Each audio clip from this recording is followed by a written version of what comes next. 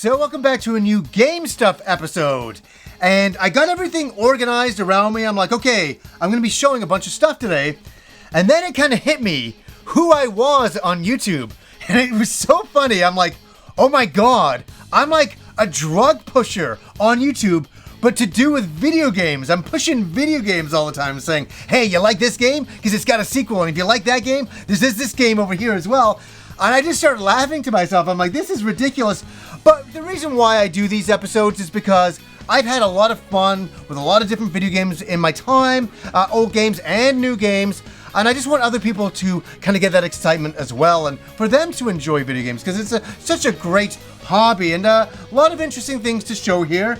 We're going to start off here with something interesting, and that is, I had a friend of mine come visit me for the week, and he brought me this, and I thought it was so cool. He went to EB Games, and they gave him this. And this is from last year.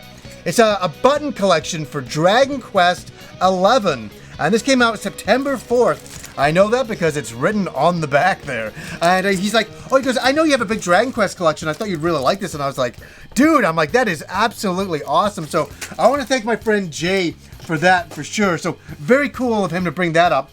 Now, we're going to get into some video games, and we're also going to get into some cables and some other ridiculous items that are down here. You won't believe what is over here. This is a crazy item. I'll get into this one in a little bit. But let's start off with some games here. Some physical copies of things that I've been really looking forward to. One of them is the collection of Mana on the Nintendo Switch. This is great. It's got the Game Boy game on there. It's got Secret of Mana, which I finished back in the day with my friend Andrew, and Seiken Densetsu, Trials of Mana. Unfreaking real. I absolutely love this collection, and I was really waiting for it to come out so I could get a physical copy, because how many years have we waited for a physical copy of Seiken Densetsu 3? Let me tell you, 24 years exactly. It really has been that long, and what a pleasure this year to get to play that game finally with a real localized version of the game by Square Enix themselves, and just to play Secret of Mana again, and just to revisit this collection is awesome. It really is from my childhood, and I'm so happy that I live in a time where I'm still getting physical copies of games from 24 years ago when, in my heyday of video games. It's amazing. So big recommendation there. Love this for sure. Now, a game that I was ranting about and going on about, and it is one of my games of the year for sure. And here's a physical copy because I got a code for Astral Chain right here by Platinum. Would I say this is the best Platinum game ever made? It's up there. Obviously Vanquish is such an incredible game. So much speed and excitement in that game. That's quite up there. Bayonetta is quite up there. But Astral Chain, I don't think we really saw this one coming. We thought, okay, it's going to be a kind of a fun action game, kind of a police setting, and it's going to be a little bit of fun, interesting storyline, kind of like an anime style game. We start playing it and we're like, oh my God, this game is incredible. And I need to finish the game. I'm getting there. I think I'm nearly halfway. I think in the next week or so, I will get through it. But this really, for me at this point, I haven't finished it, is a game of the year. And I think it's caught everybody off guard. Do you guys like this game? Have any of you been playing it? What do you think? For sure, let me know down below. Now, a game that every single person in the universe has already played, and everybody's always talking about, and I've never played it, I've never gotten a copy, but I finally decided to change that, and that is for The Messenger. And it's so funny, I remember Joe from GameSack, he got his copy, and he's like, didn't I get this from Limited Run? And even I thought, didn't I order this from Limited Run? And I think it is from Limited Run, but it's also from the company themselves who made the game. They published it, so Limited Run handled it. I'm not sure on that. You can let me know in the comments below, but it showed up and it'd been so long, I was just like, all I cared about was playing The Messenger. And there's something amazing here. It's kind of like a Ninja Gaiden style game, and it's really a revisit to ninjas again. And ninjas in 2D action go hand in hand, and it's a perfect mix for me, especially being a guy out of the 80s and 90s. This is a perfect game for me, so can't wait to try out The Messenger. After I get some other big games done, I'm going to settle into that. Now, some games have had I've had codes for years, but I've never had physical copies of. And it was like, I was just like, this is a travesty. I have to have copies of these games because I'm a huge fan of the series in general. One of those games is a really, really great Fire Emblem game from quite a few years ago now. Fire Emblem Awakenings. I finally got a cheap copy. I got this for $30. I have a video game store by me called Willow Video Games that I was able to pick this up used, but I mean, go into these used game stores, like, look how it's pristine, it's perfect. And so I waited quite a while to get that. What a deal. What a deal. Really great Fire Emblem game. Now, the next set of games that I got, I like the games, but I'm not in love with them per se. I think they're good Fire Emblem games, but you know, after Awakening and, you know, you play Three Houses, this kind of puts this into perspective. And for anybody out there who enjoy these games a lot, hey, that's wonderful. I thought they were good, but I didn't have physical copies, had to grab them. And that is for Fire Emblem Fates, Birthright and Conquest. And I got a double pack off eBay, I think for about $40. I mean, if you wait and you take your time, you can get a lot of cheap games out there. And these are no exception. I snagged these off eBay. I was just kind of hunting around. I'm like, if I can find them cheap, and I was going to buy them separately, and then I saw that I could buy them together. I was like, yes, absolutely. So those are the only Fire Emblem games I was missing. And I was like, okay, I feel kind of complete now. I know that sounds silly, but I like Fire Emblem as well. So it made a lot of sense for me. Okay, I got these cables I really want to talk about here, but we got to get into this one. Here is the special edition. I want to thank Xseed for sending this over. And I want to say one thing here. Kim is right at the end of this game. It is insane. She is right on the end of it. And then Dragon Quest Builders 2 came out. And Kim is over 100 hours in Dragon Quest Builders 2. It's nuts. Every weekend, that is the weekend for her. So that's one ridiculous thing. But she was enjoying Trails of Cold Steel, and I'm gonna open this up right now with my trusty knife to see all the cool things in it. Okay, number one, it comes with some pins right here. And here's another thing, the soundtrack. Here is the musical selections soundtrack. And it also comes with some cards. Here is some cards going on right here. And we got the Steelbook. This is the Steelbook, and we're going to open this up. Hopefully nothing falls out. No, there we go. That's really, really nice. And it's funny, everybody over the years has been bugging me. You got to play Trails of Cold Steel. You got to play it. And I was like, yeah, I'll get to it. And then I was like, hey, Kim, you want to play this new RPG? She's like, yeah, I'll give it a shot. And then she went hog wild into it and got further than I could have ever imagined. The only thing that we think is there's so much talking in the game. There's so much, talking. The characters are blabbering so much. It's like, oh my God. And the cool thing is there's a fast forward feature through the game. We already did an episode on it, so definitely check that out. I just wanted to unbox the special edition here. Okay, and I want to say this right to begin with, is that in the spectrum of, upscaling video game machines, open video game machines, I'm not very good. I'm not like an expert like My Life in Gaming or Joe from GameStack. I definitely don't have their expertise, but I have a serious interest in getting my footage looking correct.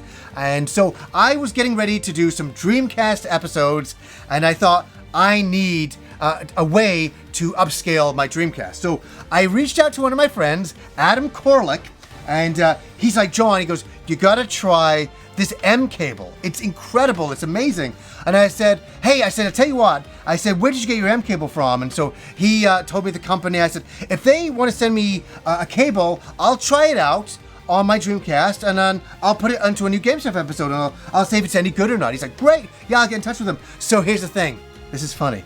The mCable shows up right here, and I'm like, yay, awesome, I have my mCable. This is gonna upscale my Dreamcast, and it's gonna look awesome through HDMI. I'm like, yay. So all of a sudden I get my Dreamcast out. I go to, here's the mCable here. You hook it up through USB as well. It's got its own USB power cable here. So I have them. I plug one into my TV, and then I'm like, wait, this doesn't hook into my Dreamcast. I'm like, oh no, I need like a VGA adapter. I didn't even consider that. See, this is how much I don't know about upscaling. So I had one of the right cables that Adam had suggested. So I got in touch with Adam. I'm like, what do I do? And I said, what kind of cable is it? He goes, you got to get this thing called the gekko. I'm like, oh my God, another cable. So I'm like, okay. So I got the link to it and I ordered that. Just so you know, I'm going to put both links down below for the mCable and the gekko cable. But know this, for the Dreamcast, you're going to need both those cables together. Here is the gekko. And then you plug in the mCable right into that, right there. And then this goes into the back of your Dreamcast. So you see that right there? This is in the back of your Dreamcast. This is your HDMI cable that plugs into your mCable. So I tested this out with so many Dreamcast games. I'm like, I hooked it all up. The one thing that I want to say is that it will default to widescreen mode. So it will go into widescreen mode with all these cables hooked up to your high definition TV. And so I was like, oh no, but then I realized, and you got to make sure you have this on your TV, you hit it into 4:3 mode. So boom, it crops it perfectly. Then everything came together. Everything came together. So I had a Dreamcast looking the way it's supposed to, 4:3, had the right cables, upscaling it. And I don't have too many of these moments, but I sat there and I was absolutely in awe of what I was looking at. And I was like, John, I should have gotten these cables a long time ago for my Dreamcast collection and for the episodes. I got this for the show. And so I did something, and I don't know if anybody's going to be interested in it in the future. I recorded all of my old Phantasy Star Online characters with all of their gear.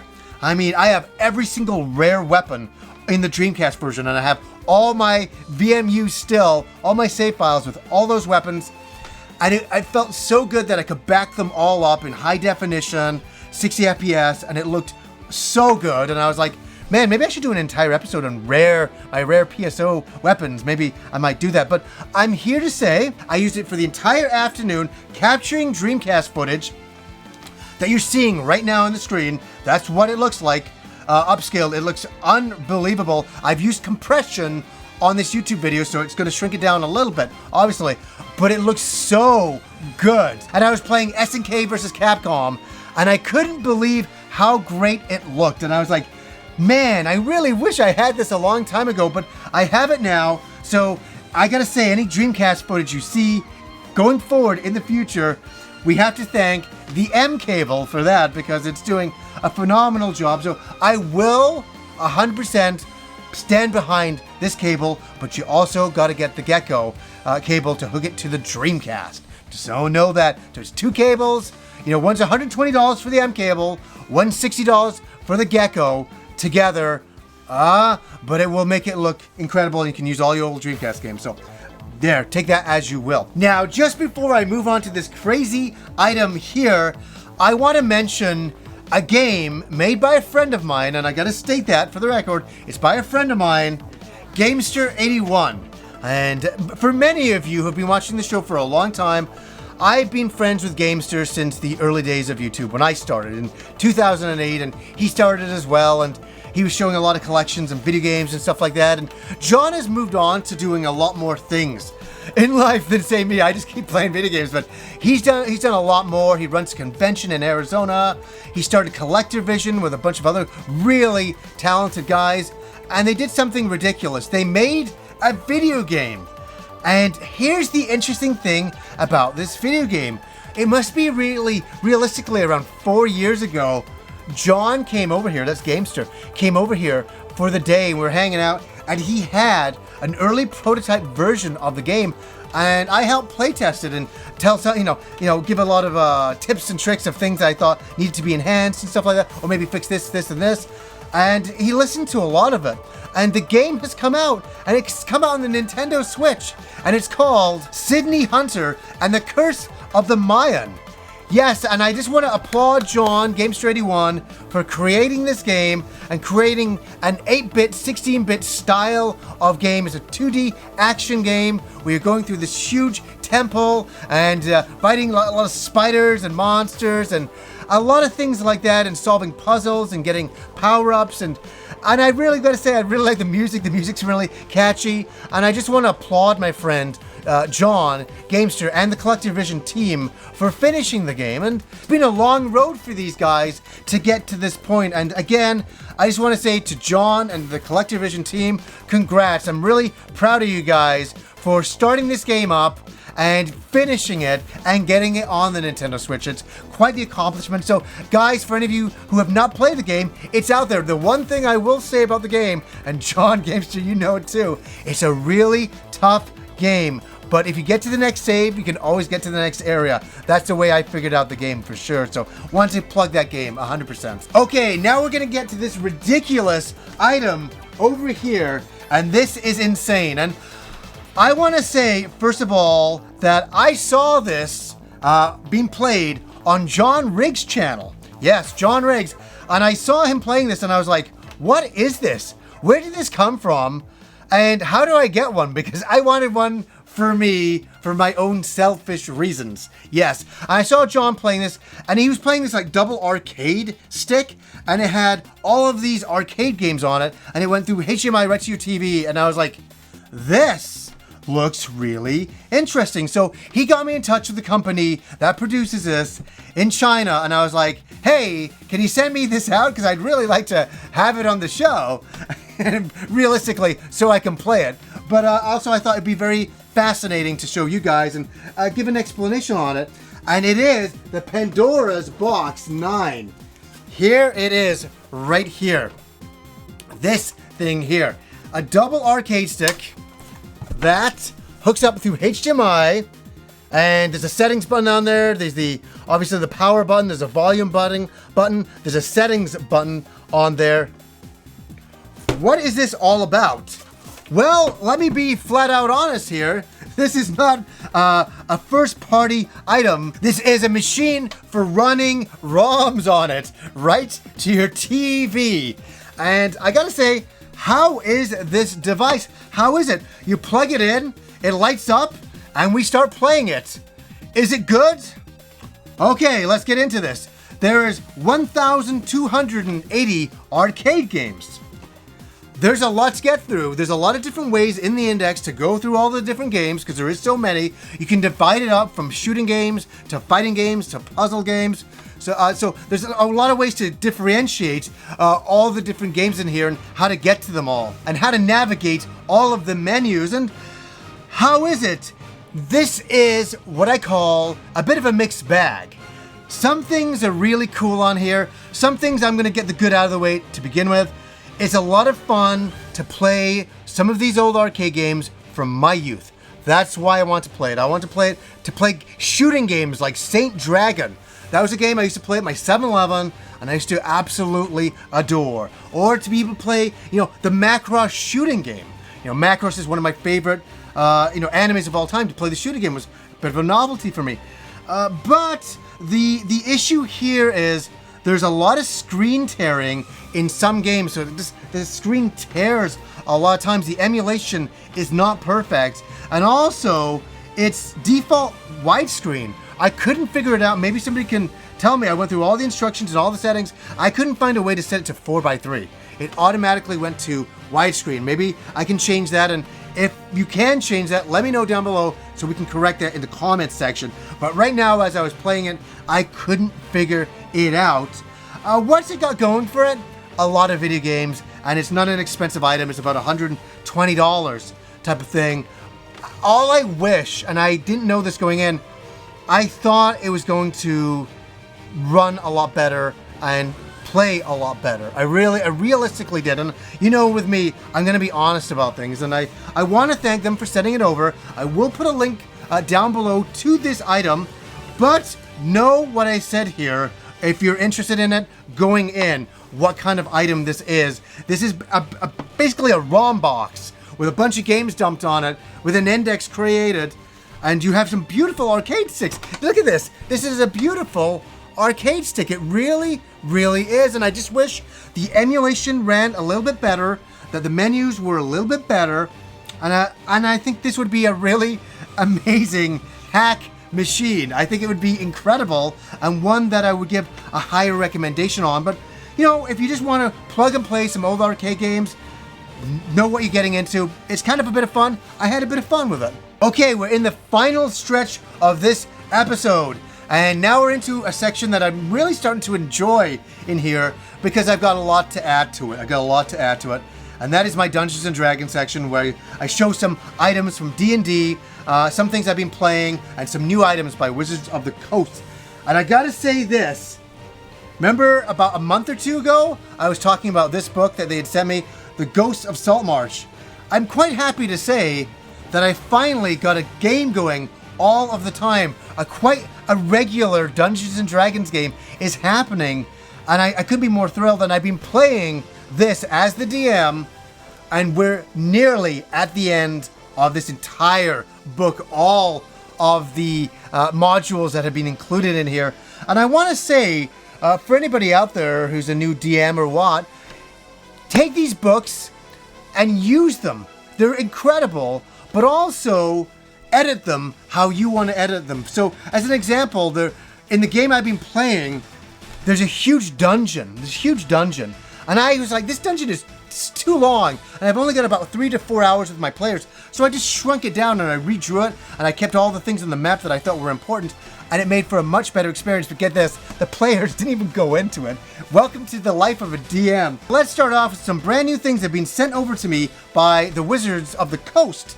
And the first one is Baldur's Gate, the brand new adventure, Descent into the Avernus, right here. And here is the module book itself, and here is the limited edition book. And this is all part of that adventure set in the Forgotten Realms. And this takes you from level 1 to 13. My characters now in my other game are quite getting up there. So this is kind of a great book for me to jump into afterwards. I hope they don't watch this episode to see anything that I'm planning for them. But beautiful style book, some great maps, some great artwork here going on. And I'm looking forward to getting into this. And huge map. I opened this up already and I was like, oh my God. And hey, you know what I was saying earlier on about condensing a map?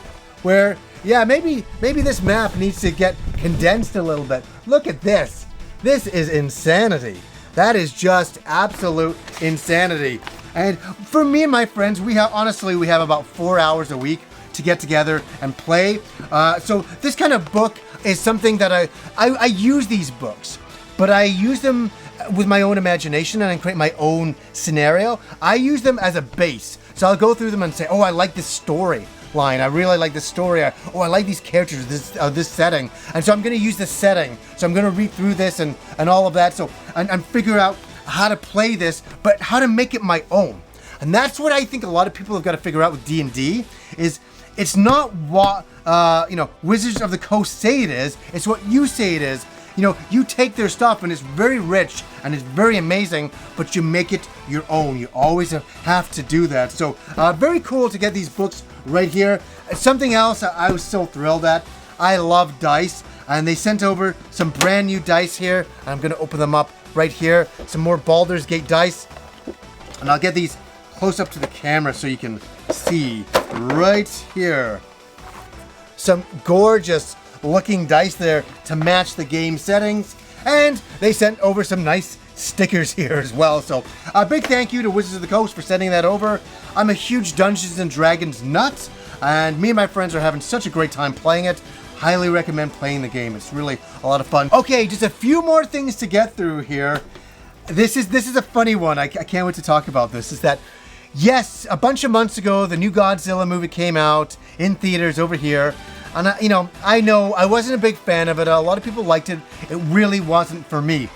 One thing I decided to do afterwards is that James Rolfe, the Angry Video Game Nerd, did a huge episode on Godzilla.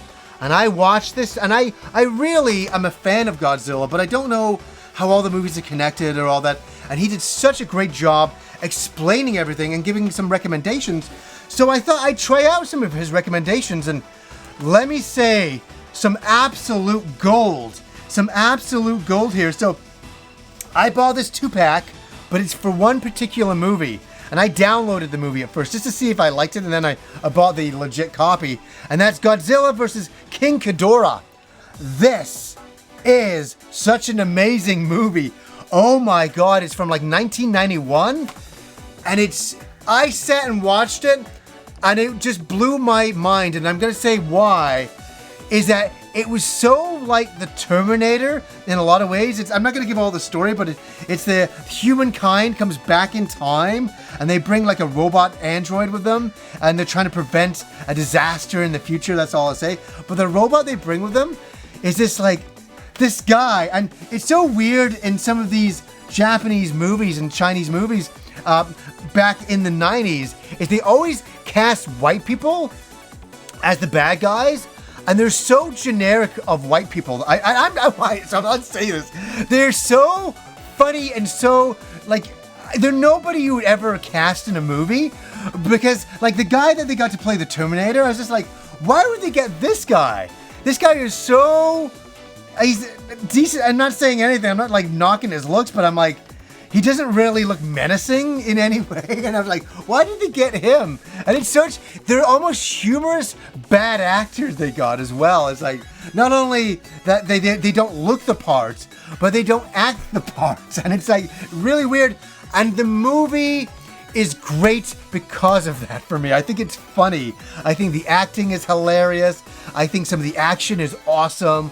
Oh man, I really had a lot of fun. And I was like, man, I need to get a copy of this because it's really that awesome. Okay, we're nearly out. Couple of final soundtracks. I've wanted these soundtracks since, oh my God, it must be 1988. I first started watching this in 1985 when it was under the Robotech banner as Robotech: The Next Generation. And then from there I found out the Japanese show, and I got into the Japanese show and the music and all that. And anyways, I was able to get the vinyl records for Mospeada. And I call it Mospeada. I pronounce it that way because I just like I've always pronounced it that way. I can't unpronounce it that way now. And I just look at these soundtracks with the artwork here. And for anybody who doesn't know, that's the artist of Final Fantasy right here. The original Final Fantasy artist. Does anybody know that? That's so crazy. There's Yellow Dancer, Yellow Belmont going on there. So cool. And I really like this show quite a lot. And I love the artwork, and I just love Mospeada for sure. It's such a great show. I love the motorcycles. I love how they transform. I could talk about it for 2 hours, but I think you get the point. I like the music. I'm happy to have it. Anybody else a big fan of this show? Because I know I am. So yeah, there was a lot to get through there. I think I got through it. Pushing the drugs of video games once again. So anyways, guys, until next time.